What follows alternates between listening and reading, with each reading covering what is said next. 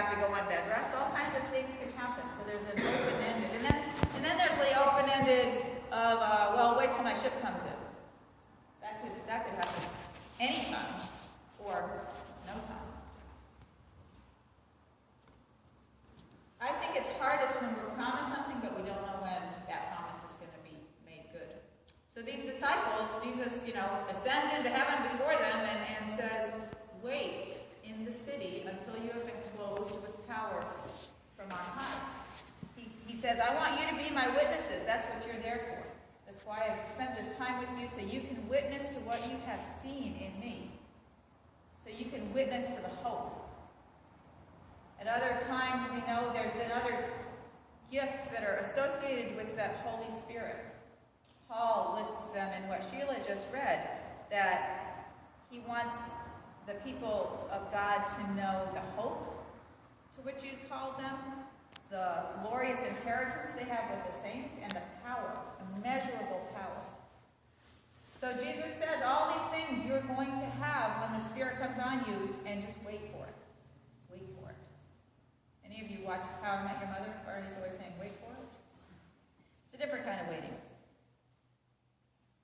We are invited and called to be witnesses, but not without the power of God. We don't have to do anything God asks us to do without God's life working in us. So, the seventh Sunday of Easter always finds us in this waiting place, because we've had Ascension on the Thursday before it, and we're waiting for Penacost, which is when we celebrate the coming of the Spirit. And that, in some ways, is where we live our lives, is between having a promise and seeing it fulfilled. God's promised that Spirit, and often we've experienced that power and love of God, but we can't ever be sure when. And sometimes we need it now, and we don't feel it, and other times it comes to us when we least expect it. We can't pin down the Spirit to our timetable any more than those followers of Jesus could as they went back to Jerusalem after Jesus mysteriously ascended and withdrew from them into heaven. They had to go back to Jerusalem and wait. Now, why was there a gap between the promise and the giving? Maybe God wanted that to wait for that festival of Pentecost, which was a Jewish feast. Festival of Weeks. Maybe he wanted to wait for that day because Jerusalem was going to be filled with foreigners. Sometimes we only can see the timing afterward.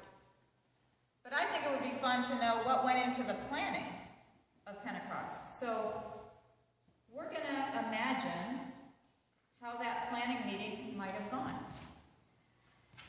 Oops. We destroyed the whole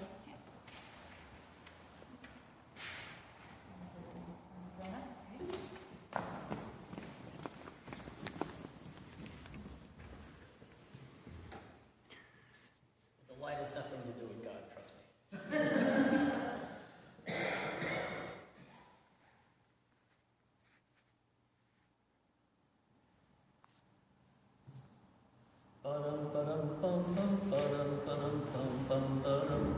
I'm back!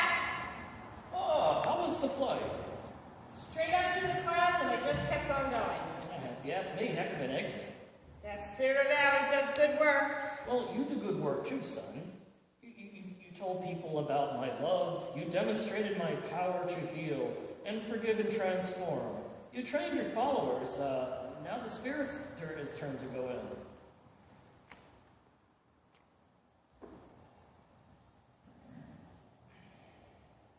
I see they're still all huddled up in that little room in Jerusalem. Looks like it. They replaced Judas with Matthias, so it looks like they're back to 12. Seems they're all there, and then some. Then we're ready to roll. Where's our Spirit? I think he's hovering again. Like she hovered over the waters at creation?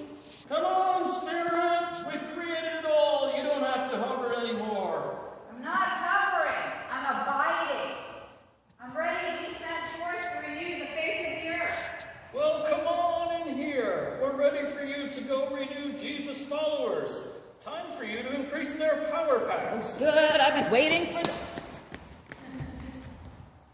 You've been waiting. They've been waiting. I told them that we'd be sending you to them, the Spirit of Truth, to lead them in all truth. Yeah, you said I was the comforter and the advocate, the paraclete. No wonder they think I'm a bird. Half of them think I'm a dove, the other half think I'm a parakeet. No, they don't. Do they know I'm not just a soft, cuddly bundle of feel-good? Do they know about the power? Oh, I told them about the power. I told them to wait in the city until they've been clothed with power from on high. I told them they are to be the witnesses, to testify to all they saw and heard with me, and that I would send what my Father promised. But do you think they know what our power is? Well, they saw plenty of it when they worked through me and even through them. But my guess is no. They still don't have a clue. This is gonna be fun. No, go easy. I'm gonna show up like a hurricane. They won't know what hit them. A mighty rush of wind, that's nothing. Gale force winds, that's more like it. Like when you created the dry land? Like when you push back the waters of the Red Sea, you need your own comic book. The mighty exploits of the Holy Spirit. That's what I call the Bible. Don't you remember? In the beginning was the Word. Let's not get ahead of ourselves. What happens after the wind? Well, we could do the wind, earthquake, fire combo we did with Elijah on Mount Horeb. Let's skip the earthquake. They've endured 2 already in the past few weeks. One at my death and one at my resurrection. Okay, so just wind and fire. I'll come, and it will sound like a hurricane coming from heaven. They won't know what hit them, but nothing will be damaged. And I'll fill the whole house where they are, and then I'll split into what seems like fire, into little flames, and I'll rest on each one of them. What a stunt. Dividing myself up like that, it'll be awesome. Like the fire in that bush in which we appeared to Moses. That was cool. Goodness gracious, great balls of fire. Yeah, just like that. But it won't actually burn them. It'll just be a sign that I'm there. And I'll fill them with myself and with our power. And then what? What do they most need? They need to be able to testify. That's what I told them to do, to be my witnesses. Well, I can give them power to speak. That's easy. I did it with the prophets all the time, and sometimes they weren't even willing. You know what would be really amazing? What? If they could testify in different languages. Actual human languages or our language? Actual languages. Remember, this is the Feast of Pentecost in Jerusalem. There are going to be people, observant Jews especially, from all over the world there, come to observe the holy days in the temple. Wouldn't it be incredible if these people could hear the good news of our love in their own languages? Parthians, Medes, Elamites, and the residents of Mesopotamia, Judea and Cappadocia, Pontus and Asia, Phrygia and Pamphylia, Egypt and all the parts of Libya belonging to Cyrene. Man, how can you pronounce all those names? I'm God. I think it's a great plan.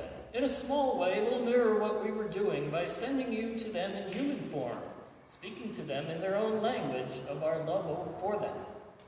Once we're filling them, we'll just keep on working through them, and they'll go out and spread the good news to the ends of the earth. Or at least as far as Rome and Asia Minor.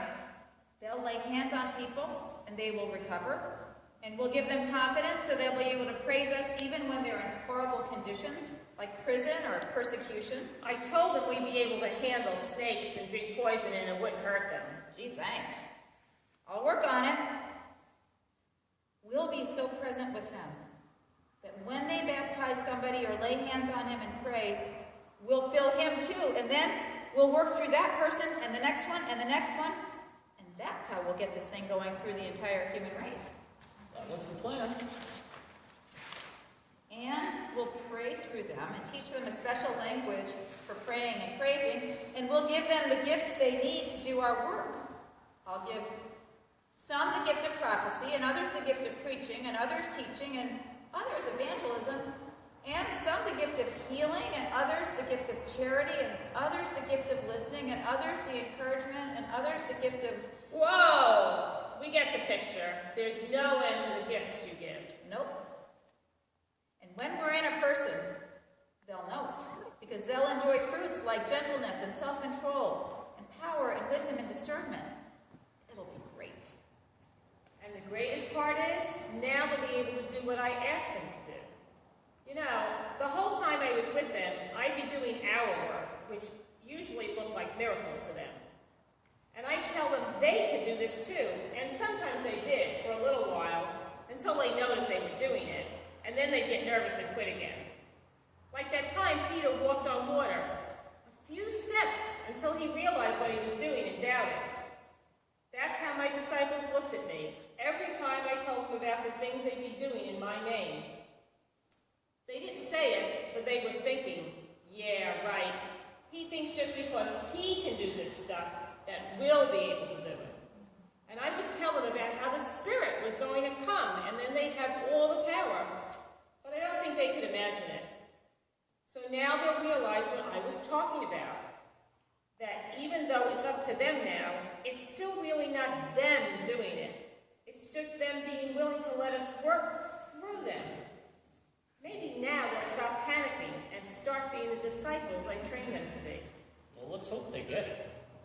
Well, in 10 days, they're about to get a load of me. Here I go. They won't know what